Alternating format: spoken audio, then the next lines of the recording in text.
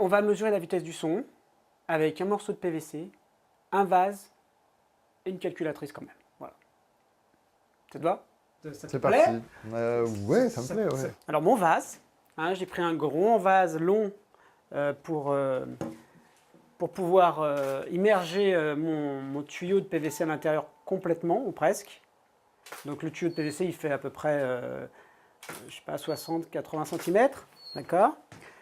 Je vais remplir le vase d'eau.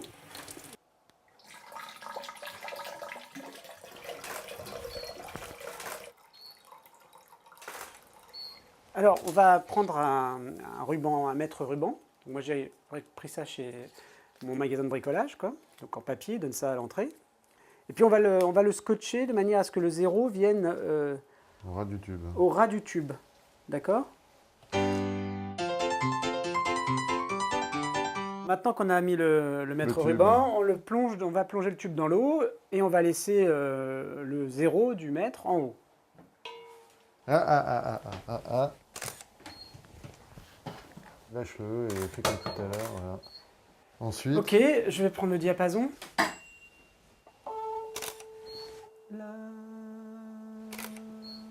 parfait. Tu sais que le son, c'est une onde acoustique, donc c'est une onde de pression. La pression varie dans l'espace et dans le temps, et cette variation de la pression, elle se propage dans l'espace et dans le temps. Et alors, elle ne se propage pas n'importe comment, c'est une onde, et donc c'est une sinusoïde. Si je schématise l'espace par l'axe dx, eh bien ma pression, elle va donc passer par des maximums, puis des minimums, puis un autre maximum, un minimum, ainsi de suite, comme ça, avec un motif qui se répète. Et si je mettais ici, je prends le motif, donc de là à là, eh bien ce motif se répète tous les x centimètres, x étant la longueur d'onde, c'est lambda. Donc tous les lambda centimètres, c'est en centimètres, ça se mesure en centimètres, eh bien j'ai la répétition du même motif. D'accord? Eh bien dans le temps c'est pareil, et là le motif se répète non plus. Alors ça, c'est plus en mètres, puisqu'on n'est plus dans l'espace, dans le temps, c'est en secondes, pardon, tous les t secondes, t étant la période. La vitesse du son est donc le rapport de la distance que l'onde parcourt divisé par une durée qui est la période. Donc lambda divisé par la période de l'onde. Ça, c'est ma vitesse de l'onde. Alors, on sait que la période est liée à la fréquence de l'onde parce que mon diapason, quand je le mets en vibration, il va avoir des va-et-vient, un certain nombre de va-et-vient par seconde. C'est du 440 Hz, donc ça veut dire qu'il fait 440 vibrations par seconde. Et ça, une fois que je sais ça, je peux calculer la période parce que je sais que la fréquence, c'est l'inverse de la période. Donc T est égal à 1 divisé par la fréquence. La fréquence, je la lirai sur le diapason, je pourrais en déduire la période. Et puis la longueur d'onde, lambda, eh bien, on va tout simplement la mesurer avec le dispositif expérimental qu'on a là et le tuyau de PVC.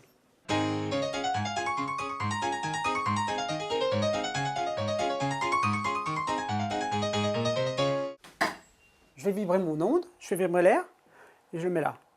Je fais entrer des ondes dans mon tube. Et qu'est-ce qui se passe? On n'entend rien. Mais si je fais... Excuse-moi. Tu rigoles au moment où le truc arrive. Bah non, pas... Mais si. C'est vrai? Mais oui.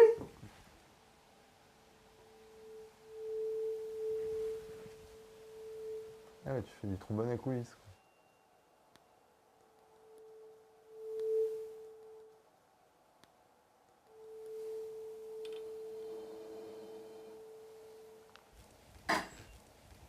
Ouais, c'est 18,5, 18,6.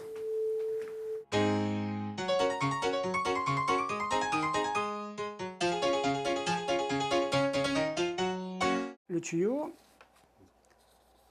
la surface de l'eau, mon diapason qui vibre, hop, et puis mon onde qui se propage à l'intérieur du tuyau, comme ça, comme ça, comme ça.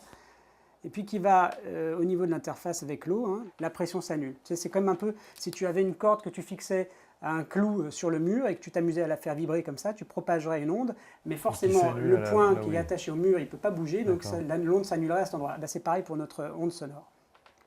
Donc en fait, elle se propage comme ça, et puis tu vois que tu as des maximums ici.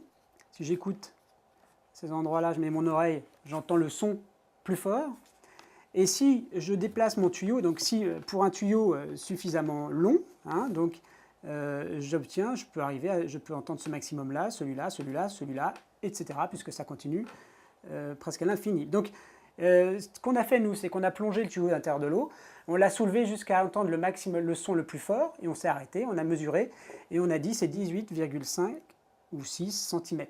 Okay, je t'ai dit, la longueur d'onde, c'est la répétition du motif. Donc, si je prends mon motif, elle est là, la longueur d'onde, ici. Lambda, ici. D'accord? Et donc, L, c'est lambda sur 4. C'est un quart de la longueur d'onde. D'accord? L égale lambda sur 4. Donc maintenant, on sait qu'un quart de la longueur d'onde, ça vaut 18,5 cm. On va pouvoir aller refaire notre calcul et connaître enfin la vitesse du son. «